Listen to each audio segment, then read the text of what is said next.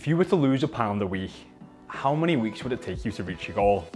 Let me know in the comments below, because most people massively overestimate what they can do in the next 6 to 12 weeks when it comes to their health and fitness goals, but massively underestimate what they could do in a year. I'm Jamie from Body Smart, and we're here to give you the facts, not fads, and help you cut the BS with your fitness, nutrition, and mindset. So today, we're gonna show you the exact way we've helped thousands of women from all over the world set and achieve their goals. Something that I learned from Brendan Burchard's High Performance Habits was that having high levels of clarity when it comes to achieving your goals is so important, so you can create high levels of necessity.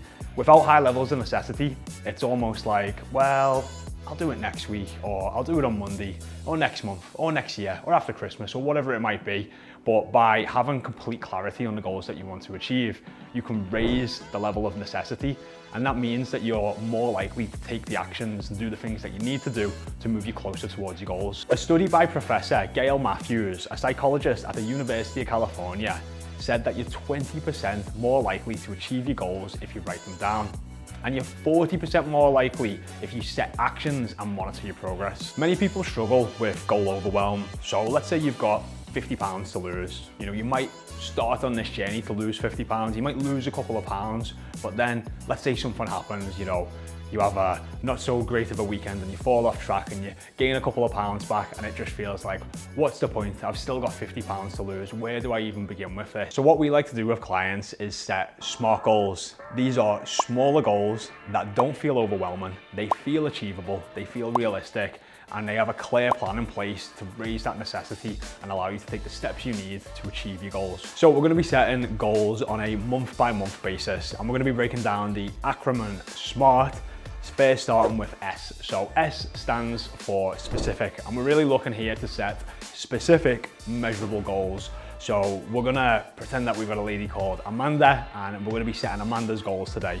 So the first goal is gonna be around weight loss or fat loss. Now Amanda is 180 pounds, and she's looking to lose between 6 and 8 pounds over the next month, because that's a realistic goal that she can achieve. So instead of just writing down 6 to 8 pounds, we're gonna write down Amanda's current weight, 180, and then we're gonna be writing down next to that 174 to 172 as the goal weight that she's trying to achieve over that next month. And the reason we've gave it a little bit of wiggle room is because, sometimes things don't always go to plan, but we still wanna feel like at the end of the month we've achieved our goals.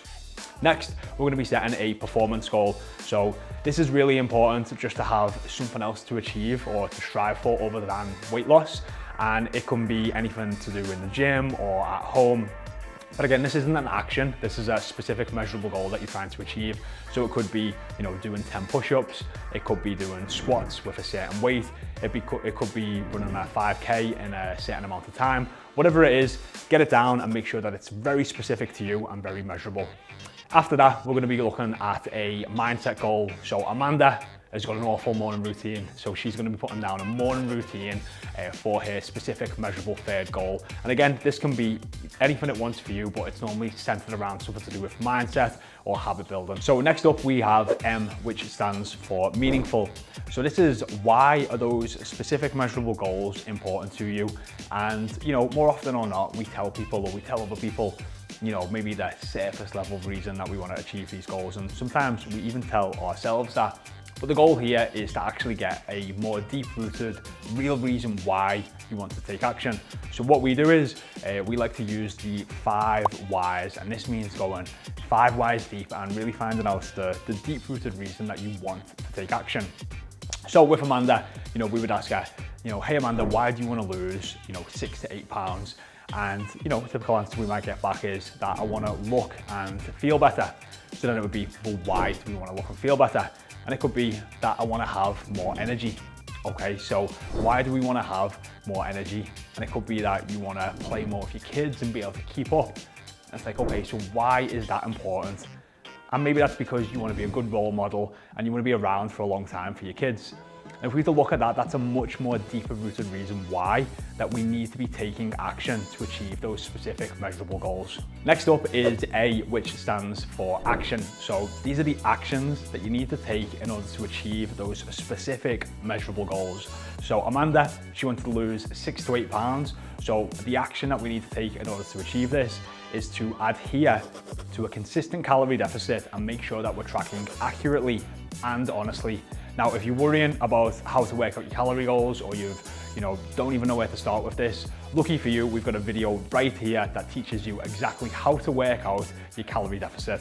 So another action that we can take to help us achieve our weight loss and fat loss goals is to actually set a step goal. And this is because moving your body more on a consistent basis every day is one of the best things that you can do for your overall calorie burn. So what I like to do here is I get clients to get out their phones, and most phones nowadays have got, a way of tracking your steps. So let's say you get out your phone and your phone says, hey, you're doing on average, 7,000 steps a day over the course of the week. So what we might do here, we want to set something that's realistic, so not too far away from what you're already doing. We might change that to 10,000 steps. But again, just to make it even more realistic and to work within the parameters of your life, I would advise setting a weekly step goal.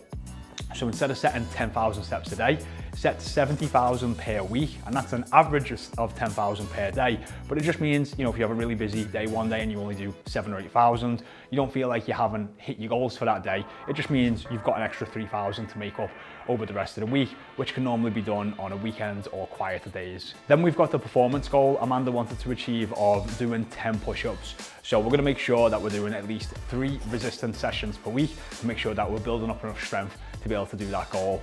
And then after that, the last goal was, improve Amanda's morning routine.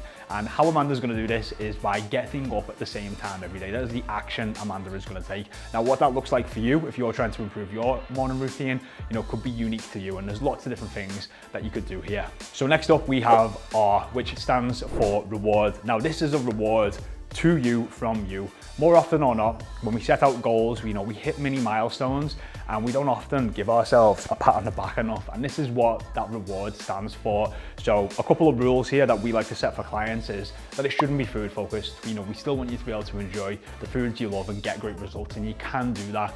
A couple of examples of things that it could be, it might be going and getting some new clothes, maybe you're gonna get some new training shoes, it might be a massage, it might be time away with your partner, or it could be, just having a pamper day at home. Whatever it is, it's unique to you, it doesn't need to cost money, it can be free, but it's just the reward to acknowledge the fact that you went out with intention to achieve your goals, you achieved them, and now here's a reward as a result of that. So next up we have T, which stands for time.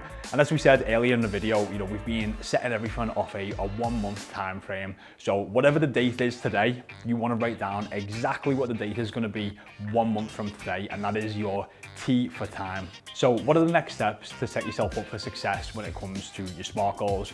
So what we advise you do is that you either handwrite these out, or you type them up on your computer.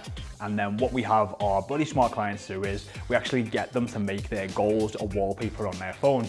We also ask our clients to print out their SMART goals and then stick them in places that they're going to be seen on a daily basis. So that might be on the mirror, it might be on the fridge, it might be in the car.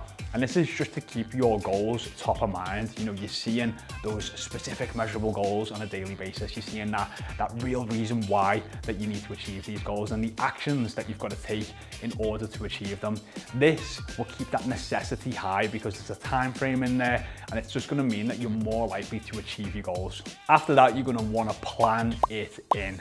Now, as the famous saying goes, if you're failing to prepare, you are preparing to fail. So what you're gonna wanna do is you're gonna wanna book those workouts in your calendar, in your diary, and remember, bosses don't cancel.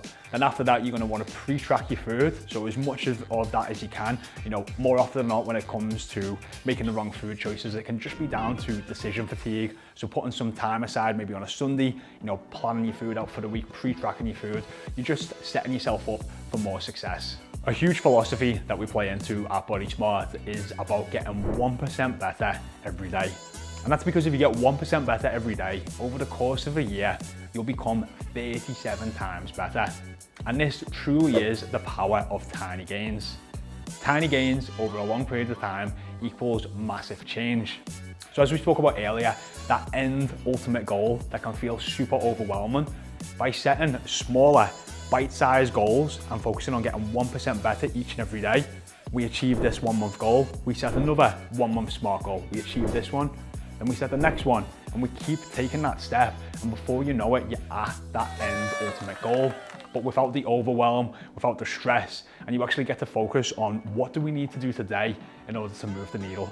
And finally, a huge part of growth is reflection. So at the end of each week, one thing we like to get all our clients to do is to reflect, learn from that experience, and grow from that experience. If you'd like some help with achieving these actions or these habits on a daily basis, we've got a free habit tracker that you can download, link in the description. This is great, you can print it off, you can put the habits and actions on, and then you can, physically tick them off each day, and it really does help move you closer towards your goals. I'm Jaymie from Body Smart. Remember guys, facts not fads, cut the BS. I'll see you in the next video.